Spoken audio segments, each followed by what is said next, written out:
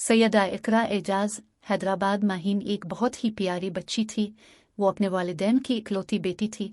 वो रोज़ाना सुबह स्कूल जाती और घर वापस आकर कामकाज में अपनी उम्मी का हाथ बटाती। एक दिन माहीन स्कूल ताख़ीर से पहुंची तो टीचर ने इसे बहुत डांटा और वक्त पर आने की ताकीद की, लेकिन अब तो रोज़ यही होने लगा।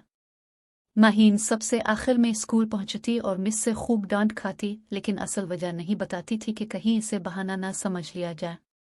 फिर माहीन पूरे एक हफ्ते स्कूल नहीं आए। बच्चे मुख्तलिफ बातें करने लगे। वो रोज़ाना टीचर से लेट आने पर डांट खाती थी। हो सकता है इसने स्कूल ही छोड़ दिया हो। लेकिन आखिर एक हफ्ते की छुट्टी के बाद माहीन स्कूल आ ही गई। आज वो क्लास में सबसे पहले आई थी।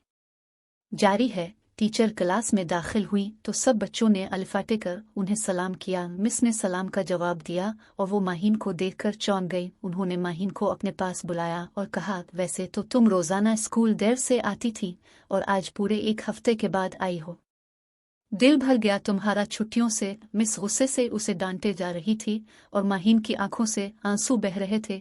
इसने मिस से कहा, मिस मैं कुछ कहना चाहती हूँ। हाँ कहो। मिस ने गुस्से से कहा, मिस मैं देर से इसलिए आती थी क्योंकि मेरी उम्मी की तबीयत खराब हो गई थी।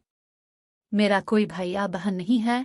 वालिद किसी फैक्ट्री में काम करते हैं, नाश्ता तैयार करने और माँ को दवा देने की वजह से मैं देर से आती थी। फिर माँ का इंतकाल हो गया, इसलिए कई दिन स्कूल ना आ सकी।